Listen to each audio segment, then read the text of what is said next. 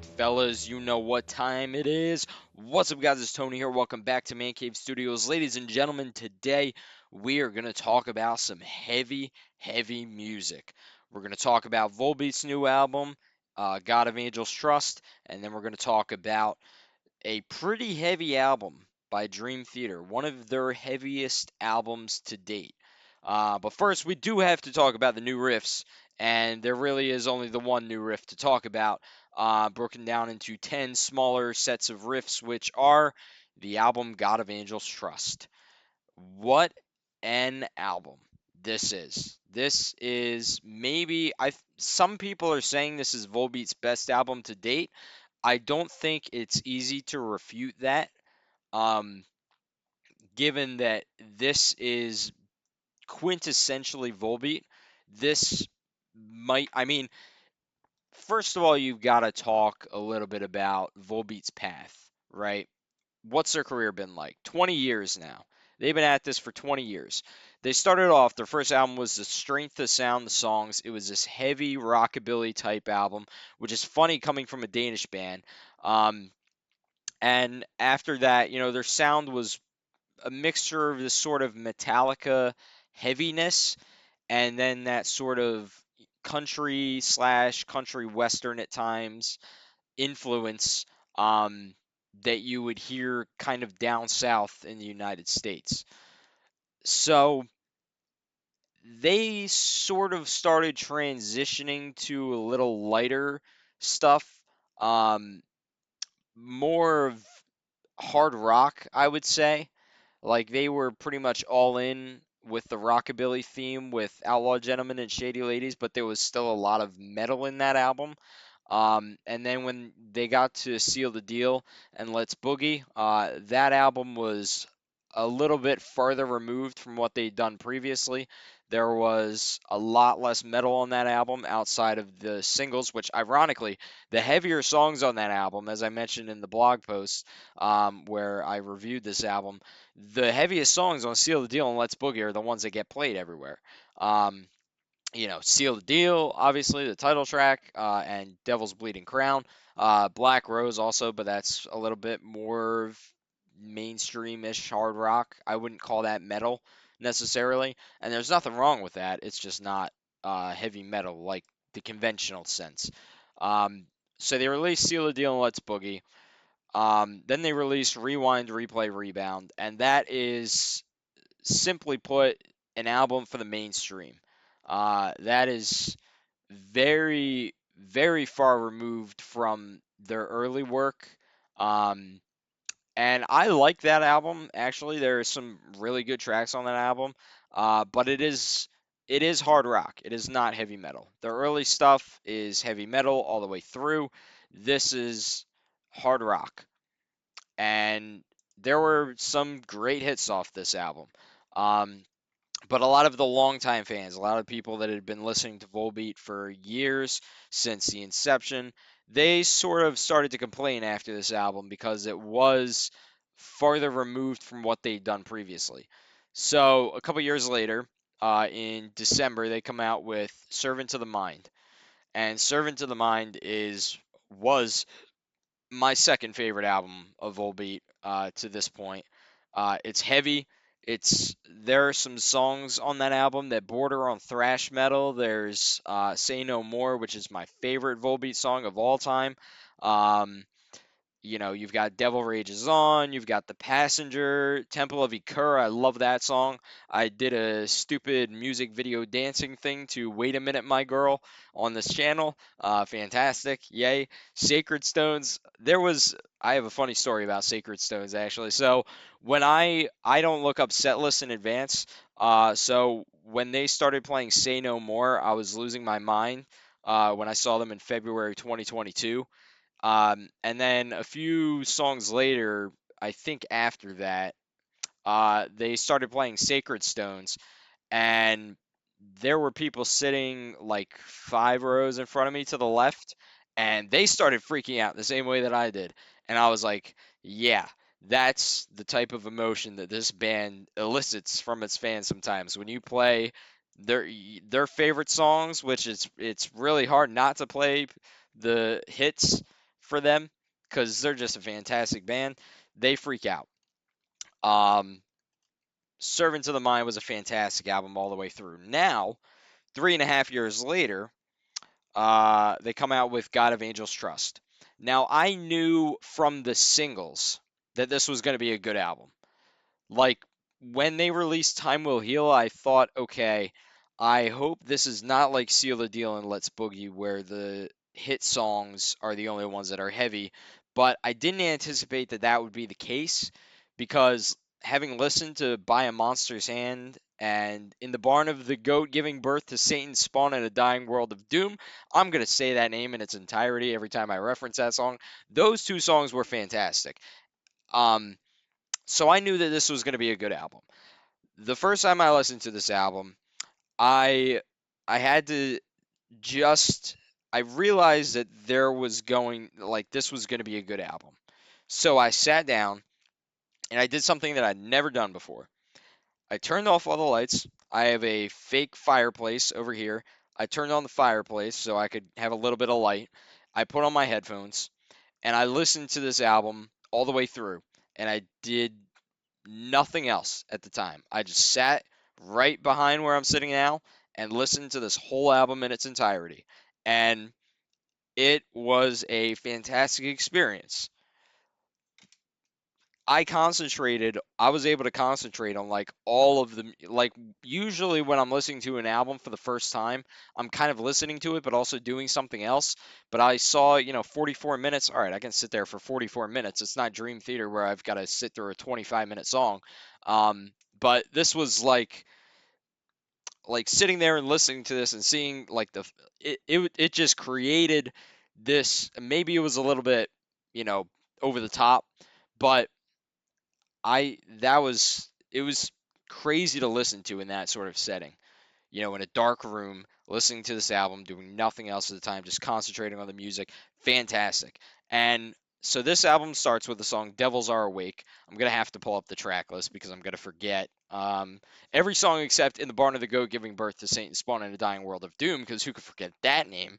But coming into this album, I thought, okay, they released By a Monster's Hand. This is a high energy, hard hitting song. How is this the second track on the album? What are they going to proceed this with? The answer is a somehow even higher energy song. Uh, Devils Are Awake is basically there are two songs within this song. There is the first third of or first three quarters of it, which are a little bit mainstream but really heavy metal. And then there is the outro and the last part of the song, and that is the part that I fear they're gonna play this song live because I go to these concerts and I headbang a lot, and I wake up the next morning and the back of my neck is all stiff, and it takes a few days after it. And this song scares me for that exact reason because my head might just fall off my shoulders if they play the song live.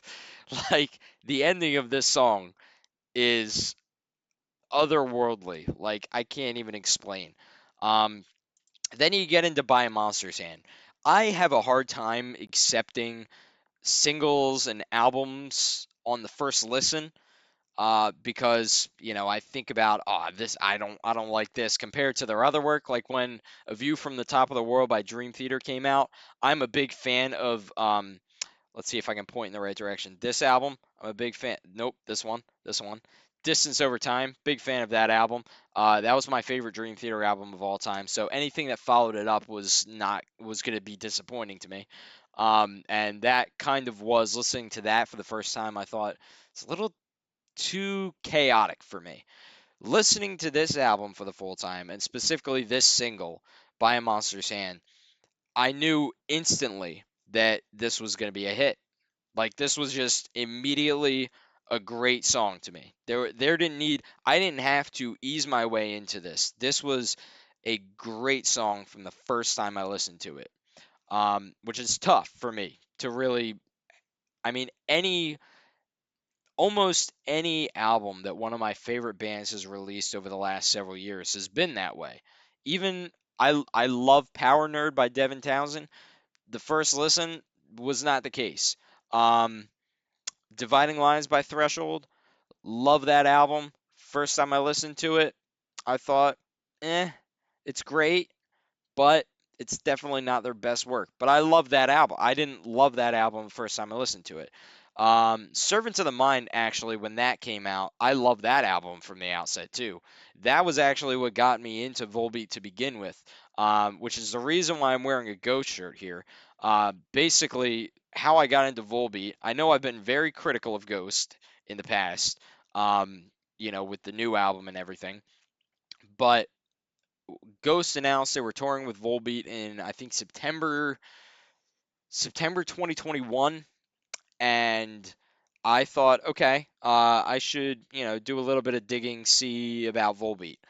So I listened to some of the mainstream songs, right, like Last Day Under the Sun, Black Rose, Seal the Deal, all these great songs of Volbeats, and I liked them, but I never did a deeper dive into their discography. And then Servant of the Mind came out, and I bought it, and I loved it. And so then I was like all on board. And by the time February 2022 came around, when I saw them in Camden, I was there more for Volbeat than I was for Ghost. So Ghost got me into this band. And on this day that I'm recording this, which is the day the album came out, and this week, and this month, I thank Ghost very much for getting me into Volbeat. Um, but anyways, coming out of By a Monster's Hand, you have Acid Rain, which is a song that's kind of like Time Will Heal. It's more about loss, um, and dealing with depression and anger and anxiety and all that. And actually, demonic depression is a little bit about that as well. um, that's more of a heavier type of song, whereas Acid Rain and Time Will Heal are sort of lighter, more, I would say, upbeat types of songs. um, Very beautiful. Like, the music is just, I mean, it's amazing how the one thing that I love about Volbeat, and the thing that I love about, prog metal and metalcore is that it's not just like when I listen to Metallica, right? First time I listened to a full Metallica album, I thought, all right, or even AC/DC, all right, it's the same song over and over and over again. There's no there's no wave, right? There's no crest of up and down, right? It's just straight through, heavy, the same sound the entire album. What I love about prog is that it's not that way. What I love about the metalcore that I listen to is that it's not that way. And what I love about Volbeat is that it's not that way. They hit you with two hard, heavy tracks to start the album off. They drop it down with Acid Rain, and then they bring you right back up with Demonic Depression. And then that sets them up, and this is the same album format from Rock the Rebel / Metal the Devil, where you've got the two opening songs that are heavy hitters, and then you've got the third track, which is a little bit of a softer song, a little bit more emotional, and then the fourth track, which is really fast, and then the fifth track, which is the hit. Before we get to the fifth track, Demonic Depression, fantastic song. Um, they released a music video for this today. This is another song that I fear they're gonna play live, because I don't know if my neck can take this. I really don't. I think that this is going to be tough to sit there, well, stand there because I'm in the pit, because this is Pits and Riffs, baby. You think I got a seat in Camden? Look up here. It's called Pits and Riffs, not Seats and Riffs. Who are you talking to? I did sit down at the Spirit Box concert. I will admit that. But I stood at the Devin Townsend concert for 4 to 5 hours. So give me my credit where it's due. But no, this is Pits and Riffs. I've got a ticket in the pit for Volbeat in Camden on August 9th. That date is just going to be in the back of my mind this entire summer. Um, but I fear that they're going to play this song live, having released the music video for it today, because of how heavy it is, but it's also like very melodic at the same time, if you know what I mean. So this is 100%, if arena rock combined with heavy metal, this is what that would be. This is arena metal right here.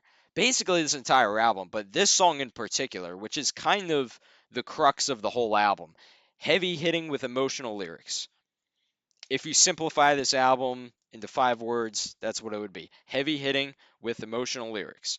Um, and then you get into the hit. You get into the Sad Man's Tongue, where the Still Counting. Or I don't know, what are some of the other hits from the early albums? Warrior's Call, I guess.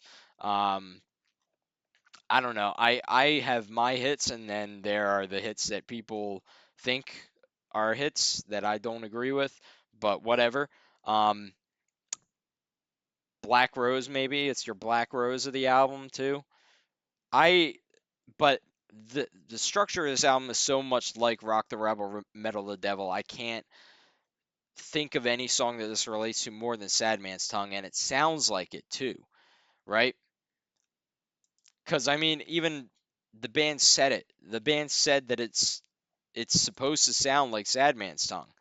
It's got this sort of southern, you know, Johnny Cash type of feel at the beginning, and then it gets heavy and hard hitting, and that's where it reminds me of Still Counting.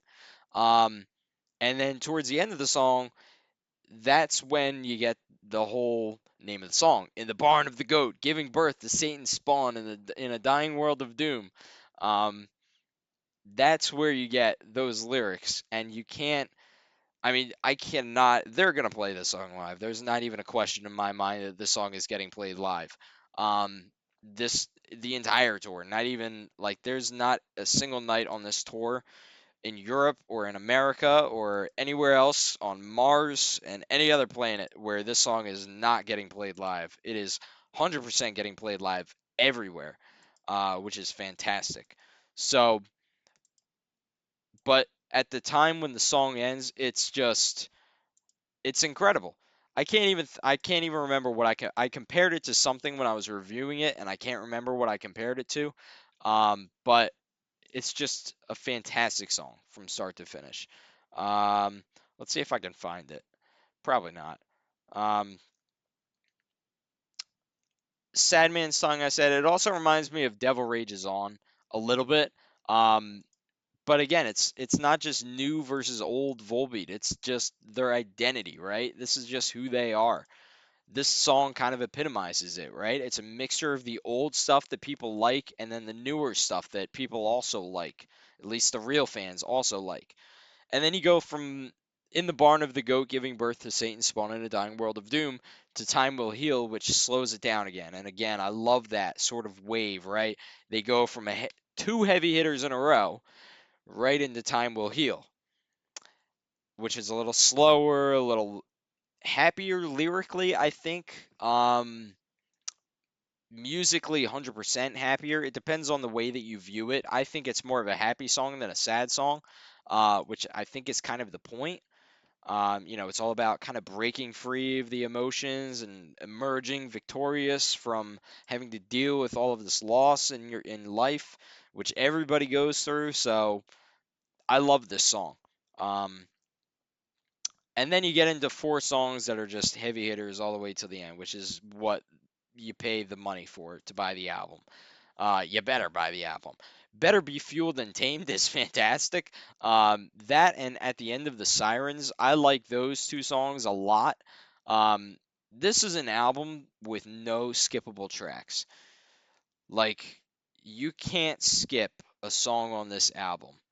If you were going to skip any, it would be Better Be Fueled and Tamed and At the End of the Sirens. But if you're a real Volbeat fan, those are your 2 favorite songs off the album because they remind you of everything Volbeat leading up to this point, right? Like it just sounds quintessentially Volbeat. Um, like the little pieces of the song I mean, when I listened to At the End of the Sirens for the first time, my first thought was, wow, like this could be potentially my favorite Volbeat song of all time. Um, I think that if the second part of the chorus stayed the same as the first, it sounds a lot like Say No More, and that's my favorite Volbeat song of all time. The differential, I think, between this song and that one is that there's a little bit more of a gap, um, where you kind of hear the drum in the background, and the guitar isn't just coming all the way through that second half of the chorus. But I like it. I like the song a lot. Um, yeah. Then you get into Lonely Fields, which is another one where it's like a little bit of Devil Rages On, a little bit of Step Into the Light. Um, Also sounds a lot like their older stuff, especially the first album. First couple of albums sounds like it could just be another song on one of those. So just another fantastic song, and then it ends with "Enlighten the Disorder," which is more or less the loop back to the beginning. I think that this album should probably be a loop, right? You should probably play this album as a loop because it starts abruptly and it ends abruptly. So it's meant to be played that way. Um, but overall, this album is just absolutely fantastic from start to finish. Highly recommend. If you haven't bought it already, I highly, highly recommend it. And if you are, a fringe Volbeat fan, maybe, you kind of lost the appeal after Seal the Deal or Rewind, Replay, Rebound, which I don't understand that at all. But I would 100% listen to this album and then go see them live because this is going to be the only tour you're going to get to see them live play this album, and this is their best album yet, I think. I mean, I can't think. I mean, I'm going to have to listen to it probably for another month or so and then make a determination if it's better, if I like it more than Outlaw Gentlemen and Shady Ladies. But it's definitely top three. Without a doubt, it's top three, maybe top two. Depends on how I receive it versus Servant of the Mind. Um, just a fantastic album all around. But, anyways, let's move on. I can't believe I spent 21 minutes about talking about that album. It's a great album. That's about half of the length of the actual album I just spent talking about it. But, anyways, we'll move on. Let's talk about an album by Dream Theater. So let me give you a little bit of context first. I mean, it's obvious, it's in the title, which album I'm talking about. But Dream Theater started as this kind of progressive rock slash metal band, more metal than rock.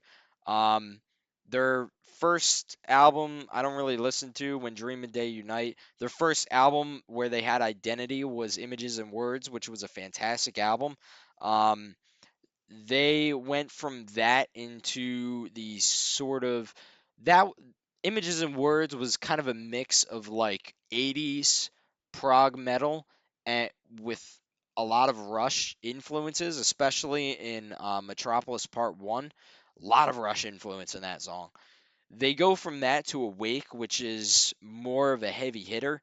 That's just straight metal all the way through, except for, Lifting Shadows Off a Dream, Silent Man. But for the most part, that is one of, if not their heaviest album to date, to now, then it's definitely top three. Um, that's probably one of my top three favorite Dream Theater albums as well. So they go from Awake, which is another great album that's well received, but not as well received as Images and Words. It gets a little bit less credit for it. Um, they go from that, and then the studio, the record company, takes over the writing basically, and the band hates it, and the band hates everything about the follow-up album. In between that, actually, in between Awake and then Falling into Infinity, you have Change of Seasons, which they wanted to release as part of Images and Words, but thankfully they didn't because then the song got longer and better, and then they released it in 1995 instead, and that was another fantastic album. Well, EP. And then they go from that to Falling into Infinity, which falls flat on its face. And they go from that into, okay, we're going to write our own concept album. And the record company is going to stay out of the writing process because they just tried to do this thing that didn't work at all. So we're going to take over the writing process again. Thank you very much. And they did, and it resulted in maybe the greatest concept album of all time in Metropolis Part 2 Scenes from a Memory. Um, about basically this is going to be another episode. It has to be at some point of this podcast. But it's basically about, a love triangle between two guys who are brothers and a girl. Um, the one brother is an alcoholic, kind of an allusion to, or, not an illusion, but sort of a reference for Portnoy with what he was going through at the time. Um, it goes from that to then the girl Victoria is dating her brother. And so in Metropolis Part 1, it's a Miracle and the Seeker. These are the two characters. And so the names of the brothers are the Miracle um, and the Sleeper. I said Seeker. Miracle and the Sleeper. I'm thinking of the Who or something, I guess. Um, but basically in that album, the girl goes back to the guy who was an alcoholic, and then the brother finds out that they're back together and then kills them both.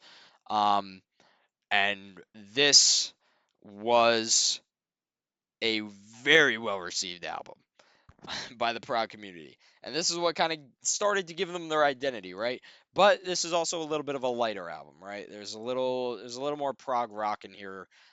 There's more prog metal than rock. It's the same as Images and Words, but it's a lot lighter compared to some of the works they would go on to release after that.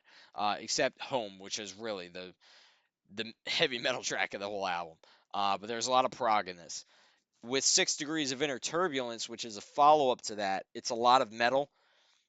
Uh, it's also quintessentially prog rock in that they have a 40-minute song, sorry, a 41-minute song, um, which is broken into 8 different parts.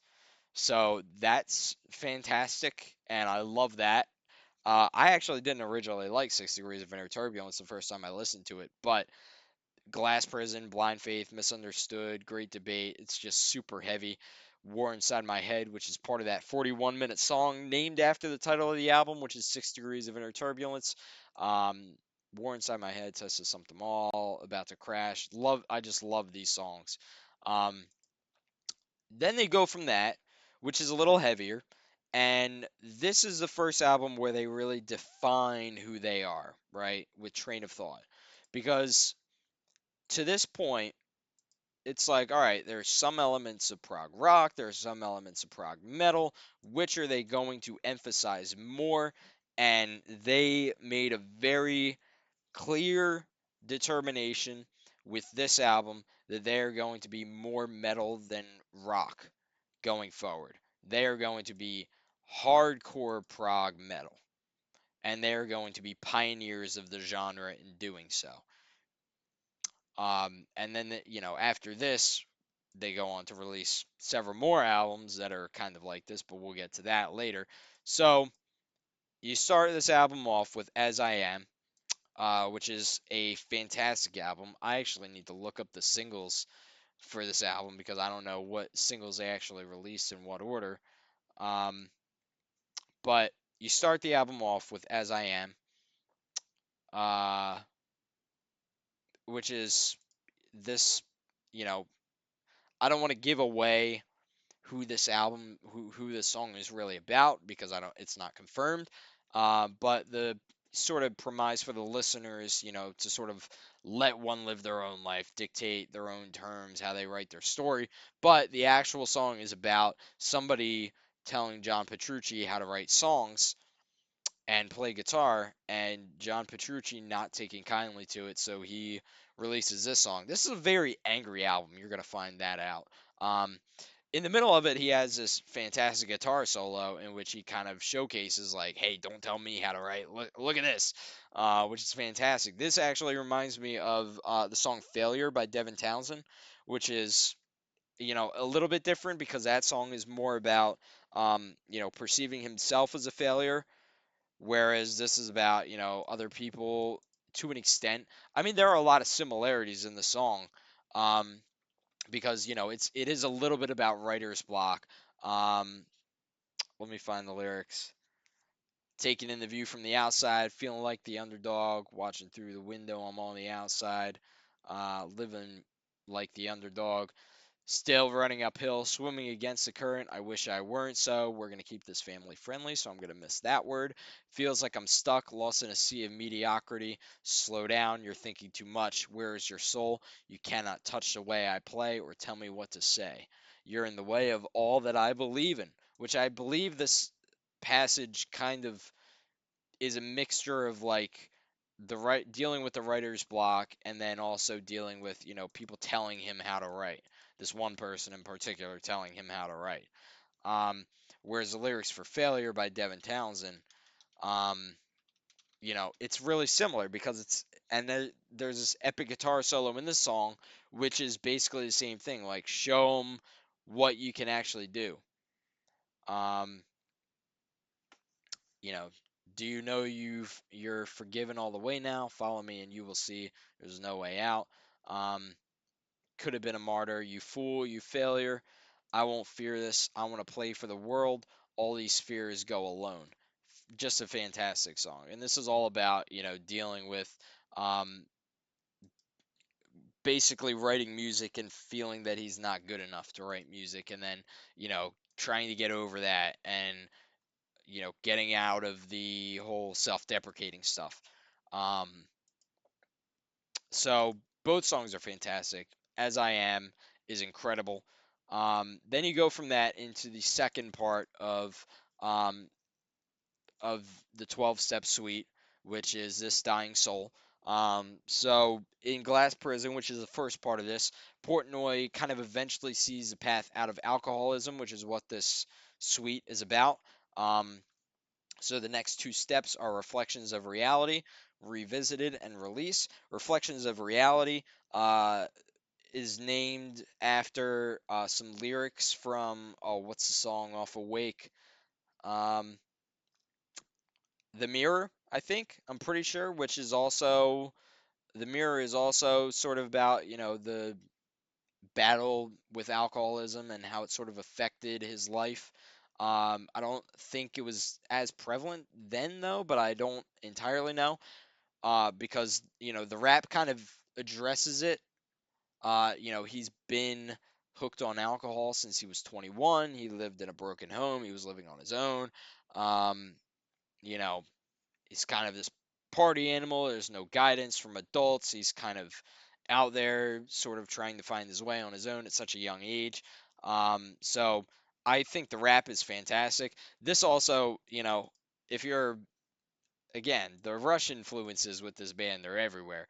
I feel like this, they feel like they can do a rap because Roll the Bones by Rush also has a rap. This is more specific towards what the purpose of the 12-step suite was. Um, so this, I think, is a little bit more emotional than that. At least, writing from Portnoy's perspective. Um, but this is just, I mean, the chorus also, that can be read in two ways, right? It's a battle between, the voices telling him, to drink. I want to feel your body breaking. I want to feel your body shaking. Um, and then, the other way that you could s- sort of listen to that is, I can't say that I was an alcoholic at any point, but everybody's had addictions. Mine was soda as a kid. When you're going through trying to stop, like, especially if you're quitting something cold turkey, you feel the withdrawal instantly. The first time that you're feeling that craving, like the first time that I felt like I should be drinking soda and I wasn't, then it's this sort of, it's a terrible, terrible feeling because you know that the thing you're craving is bad, but your body is telling you you got to take it. Um, but that's the way I kind of read the chorus. I want to feel your body breaking, want to feel your body breaking and shaking and left in the cold. I want to feel everything breaking down inside of you, telling you that you need to do this, that you need to consume this product. Um, the sort of entire purpose of this point in the song, Reflections of Reality, face the mirror, address the issue head on. Anyone who's ever dealt with and beaten an addiction knows you don't get over it by just not acknowledging the problem at all and the damage that it's caused in your relationships. But it is different for everybody, how you kind of deal with addiction. Um, Then you get into the second part of the song, which is release. You can't beat the addiction on your own. You need the support of others, which is very prevalent in this part of the song. Come to me, my friend. Um, you can't go through this alone. I feel so hopeless and exposed. Um, Everything about this part of the song is just fantastic. Help me, save me, heal me. I can't break out of this prison all alone. A direct reference to Glass Prison.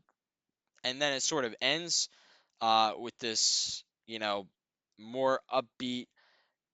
Believe me, hear me, believe me, take me. I'm ready to break through this prison wall. So at the end of, and Portnoy said later that he thought that the 12-step suite went on too long, lyrically, I would assume.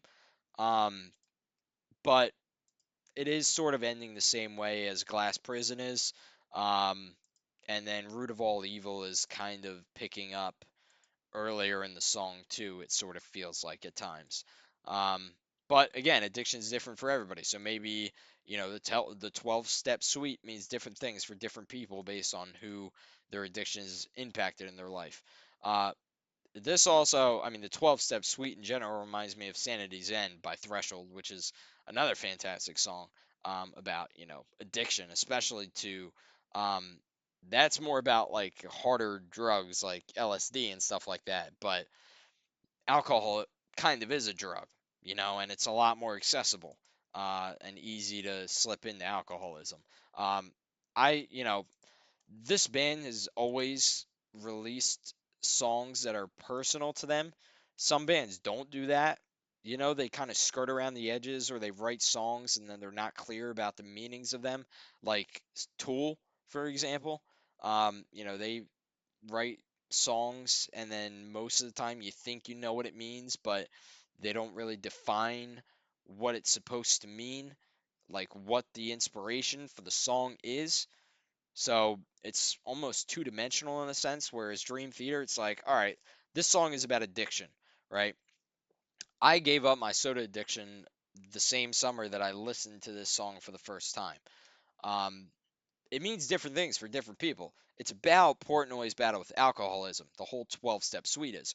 But you could take it in a number of different ways. You could take it as, the ways that you get over an addiction to anything, which is what I love about Dream Theater.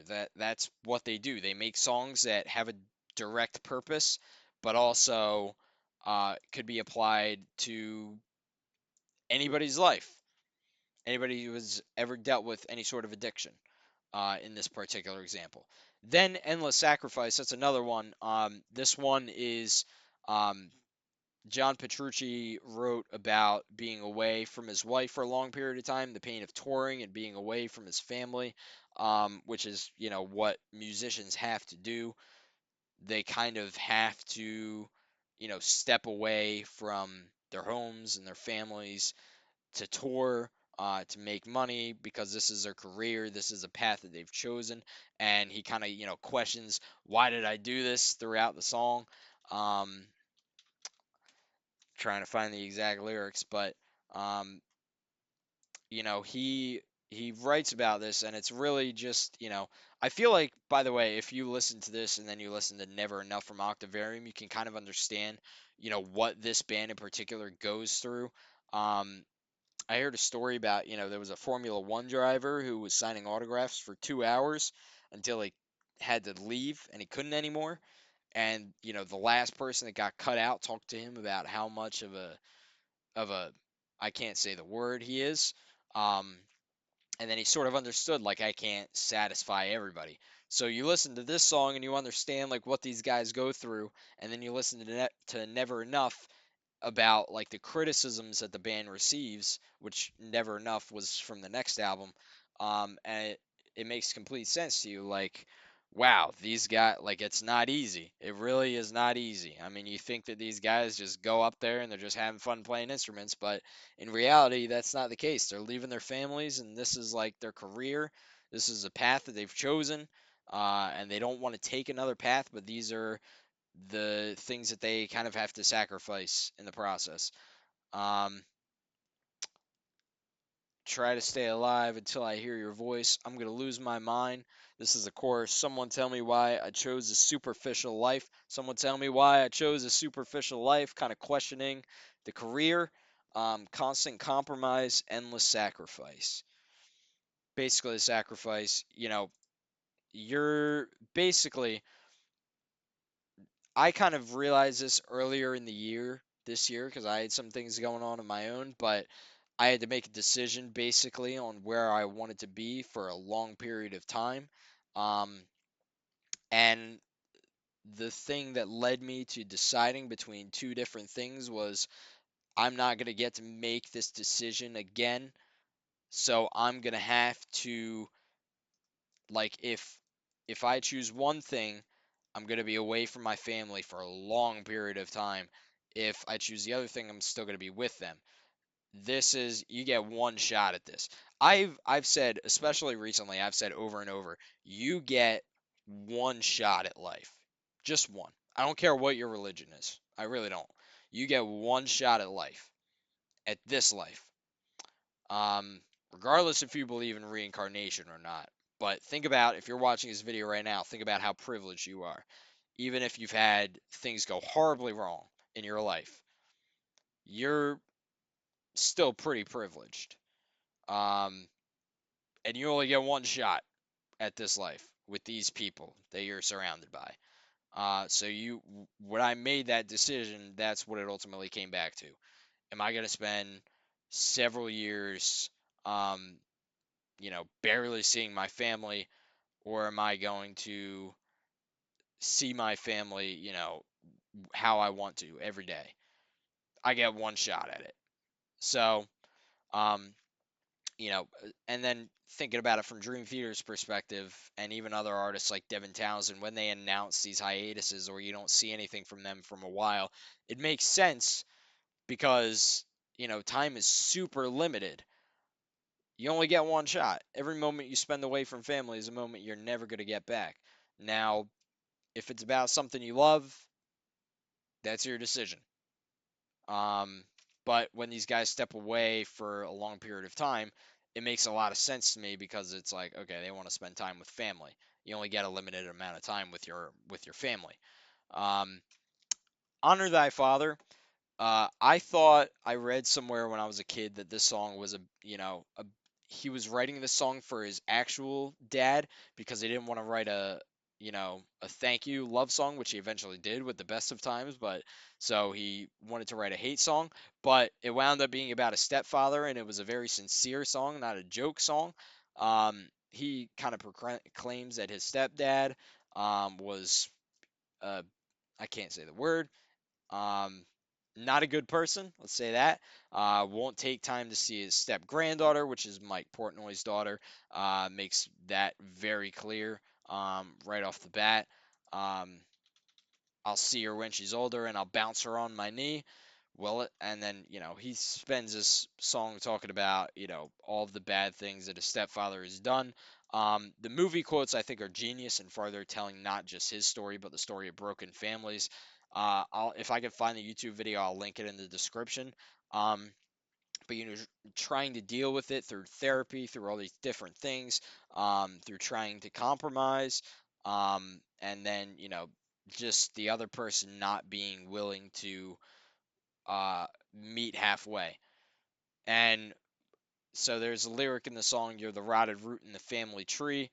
Um, I kind of the way I see that, and maybe this is just nerdy me, is in Harry Potter, and the movie it's in particular. Um, which one was it? The fifth one, Order of the Phoenix. Um, where the names and part of the family tree are blackened out, like burned out. That's what I kind of imagine for this point. Like this is a guy that the family doesn't want to accept because he's not a good person. Um, and this is also one of Dream Theater's heaviest songs ever. Everybody's kind of in unison agreed on that. So it's just a fantastic song all the way through. And again, I love that these guys they write about stuff um, that's relatable. You know, I don't have a stepdad.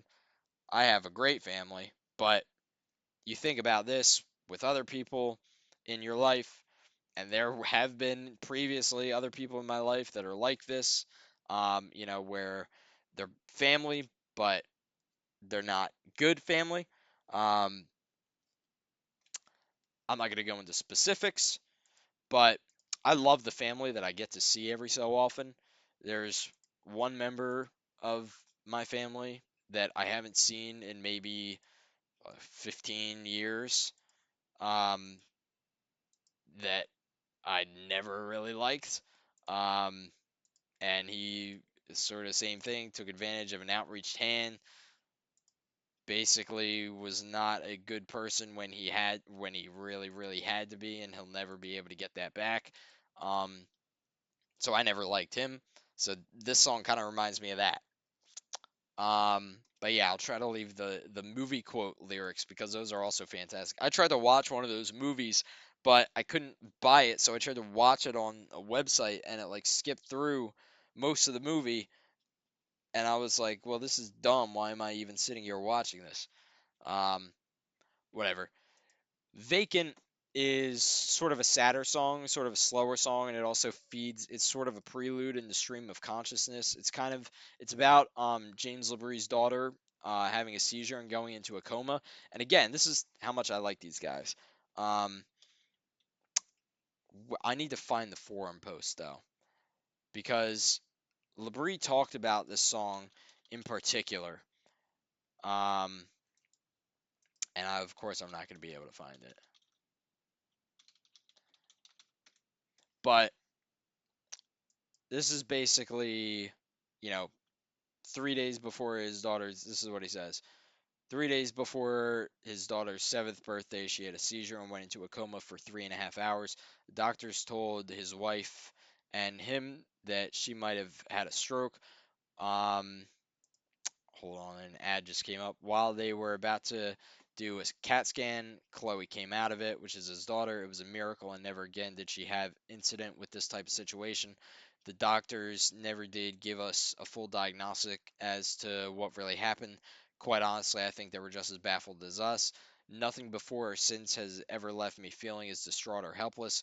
Good news, she is a perfectly healthy girl and singing her A off, which is fantastic. So it has a happy ending, this song. You'll love to see it. But again, these guys write songs about, their emotions, the feeling of helplessness. A lot of artists kind of leave that stuff private. They don't want to talk about things, especially experiences that were traumatic in the past. Um, the first part, the verse one, sounds like, him talking to his daughter while his daughter is going into the seizure. Um, and then, the rest of the song kind of talking about the experience itself, of having gone through it. And, it's a great thing that it has a happy ending to it. Um, After that, you go into Stream of Consciousness, which is an instrumental and probably one of the greatest instrumentals of all time. The title is reference to the lyrics from Lines in the Sand from Falling into Infinity. Again, the album that not a lot of people liked. But I like, I love this song, and the title is very accurate because it's very easy, especially when I'm driving, to be listening to the song and thinking about a million different things. Um, this is very good thinker's music. Um, Very easy to get lost in thought. And seeing it live this past February was also amazing. I mean, Petrucci said it's the most challenging song for him to play live. I think he meant on this past tour. That really kind of shows you how great of a song it really is, because if Guitar God himself thinks that it's tough, you know it's a tough song. So props to them for playing this thing live. 20, 25 nights or more. I don't know. If they played it in Europe, then probably a lot more. Um, and then you get into In the Name of God, which was my favorite song in high school, being, growing up and being agnostic my entire life. People, kind of using religion to justify doing terrible things. This is more about like terrorist attacks like 9/11, but I kind of see this in a dual sort of light, where it's partially that, and then also, people who commit terrible crimes that is or isn't terrorism, and then try to say, God persuaded me to do this, to kill this person, or to rob this bank. It came in a dream or something, where I felt like an overwhelming desire, and it was God. No, you're just a terrible person.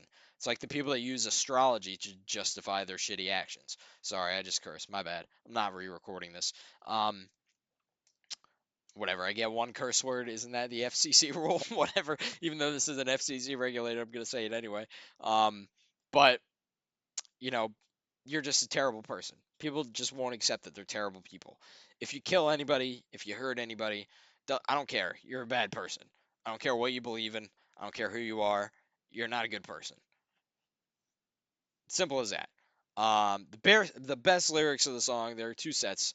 Um, Lies, tools of the devil inside, written in holy disguise, meant to deceive and divide us all. So, being the agnostic that I am, I go into heavy research about why I'm agnostic, right? And so when I heard those lyrics for the first time, I was like, "Yep, this is part of that Corinthians verse that is about, beware of false prophets. The devil was an angel of light before he fell."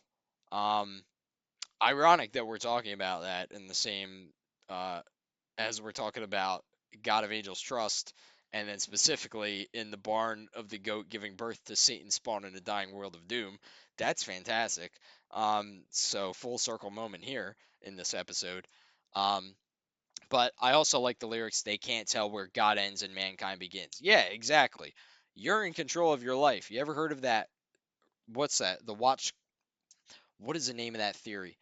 The clock theory, where God like wound up Earth like a stopwatch and then stood back and let it go, right? You really think God is looking over every action of yours? You really think God is going to justify your murder? Sometimes you're responsible for your own actions. Um, So I've made, especially in the last video, I've made my opponents well known. My opinions well known on religion in general, but the message in this song is why I can't even really take religion seriously. And they spell it out perfectly. Especially with regards to people using religion to justify violence. That's the worst of it. Um, People bend religion to suit their selfish desires and then justify their actions later. So, it's this, oh, I killed 7 people, but this is the other side of it that isn't necessarily mentioned in the song, but it's, oh, I killed 7 people, but I asked God for forgiveness, so it's okay. Hate that. Hate that so much. Every part of that. But there are people that think like that. And there are people that think that, they still have a chance to go to heaven if they commit if they do awful things in their life. If you do really, really bad things, such as killing a person, you are not redeeming yourself, buddy. You are going to hell. Don't care what you think your religion says. There is no forgiveness for killing somebody. That's if you believe in the conventional heaven and hell. Overall thoughts, I love this album. This is a top 5 Dream Theater album of all time for me. Maybe top 3. It's their heaviest since Awake. It's Some people will argue their heaviest album to date. I think that Distance Over Time was pretty heavy too, for the most part. Um, I don't know if there's any others since then that I would say are heavier. I mean, parts of Systematic Chaos, but only the first 4 songs, and then the last 4 songs are a lot lighter than that. Um, So yeah, I would say, I mean, it's 100% one of the top 2 or 3 heaviest Dream Theater albums of all time. It's definitely, you know, on par with Awake. So it's a great album all the way around, and very heavy. And then from there, they kind of go into Octavarium, which is, by this point, they've cultivated their sound. They're heavy. They're a very heavy version of heavy metal with a lot of prog elements as well. Um, and by this point, they've introduced the long final song on the album. They go from 14 minutes in Train of Thought to 23 minutes and 55 seconds in Octavarium. And then from there, they go into Systematic Chaos, which is another heavy album, except, like I said, the last 4 songs are not as heavy. And, from there, Black Clouds and Silver Linings, and on and on. So that's where kind of their sound is you know, confirmed. They sort of determined it with Scenes from a Memory and 6 Degrees of Inner Turbulence. Those were kind of the albums where their sound was made very specifically clear. Um, but this was the album where, they kind of confirmed to their listeners that this is what you're going to hear from Dream Theater for a long time. And you did. And they made many, many great works after that. Yay. Can't wait to see Parasomnia in concert in 3 months. That's going to be a fantastic concert. All right. So that's it for that part. Let's talk about Soon in a Pit Near You. There's not a lot going on right now. The Volbeat Canadian tour is underway now. Trying to stay away from setlist spoilers, so do not give me setlist spoilers. I know that this is coming out at a time where the setlist has probably already been determined, and I've already talked about the setlist, but I'd prefer not to know the setlist. It's been that way since I saw the Dream Theater Distance Over Time setlist, and wish that I had been surprised with At Wit's End instead of knowing about it in advance, and I did a reaction to finding out the set list and predicting it on this channel. And that was the last time that I found out a set list, an entire set list before a concert, and I'd like to keep it that way. But yeah, as I mentioned, I'm going to the August show of Volbeat's tour in Camden. Dream Theater, I think I announced this in the last one they announced, the Parasomnia tour, which I was just talking about in September. So I'm going to that show in Reading. That's going to kick off the tour. Thank everybody for that, because nobody's going to know the set list before that, so I'm going to be the first person, one of the first people, aside from the other few thousand people that are there, that knows the set list before anybody else. Thank you. I am also, so I had a change of plans. I know I'm wearing a Ghost shirt. I was going to see Ghost on July 19th. I have another, not commitment on July 19th, but there's something else that I think I'd rather do on July 19th, to be honest with you. And I want to see Shinedown. And I recently had to make a lot of changes to my summer schedule. Um, so I was going to see Shinedown potentially in Ohio in late July, but I basically am doing something else now. That was going to be a series of vlogs that I did on this channel later in the season, going to Ohio. That trip is not going to happen now. There's going to be another trip. I think it might even be more fun. But I'm not going on the Ohio road trip in July. So I am going to see Shinedown on July 20th at Madison Square Garden. That is going to be fantastic. I might even do a weekend vlog with that, with the thing that I have on the 19th. Besides, now I'm not going to the Ghost concert. Probably not. I haven't sold the ticket yet, but it's in Philly. I've listed it on Ticketmaster, so we'll hope it sells. If it doesn't, I'm going to go. But, I hope that it sells, because going to concerts on back-to-back nights is probably a lot for me, and, my ears are, I don't want to have tinnitus. So, yeah. That's that. But yeah, I'm going to go. I already bought tickets to see Shinedown on July 20th at Madison Square Garden. So that'll be fun. That'll be real fun. Looking forward to that. Um, Even though they don't have a new album out. But the songs from the future album that they're releasing are really good. I like Dance Kid Dance and 365. Those are great songs.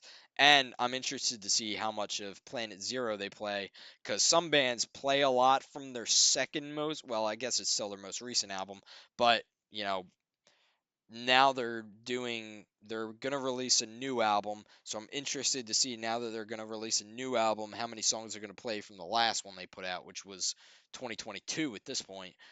So that'll be interesting. I like that album. I like a lot of Shinedown stuff. I don't think there are any Shinedown songs that I just dislike. So that's great. And I'm looking forward to seeing them. But anyways, that is going to be it for this video. Thank you guys very much for watching.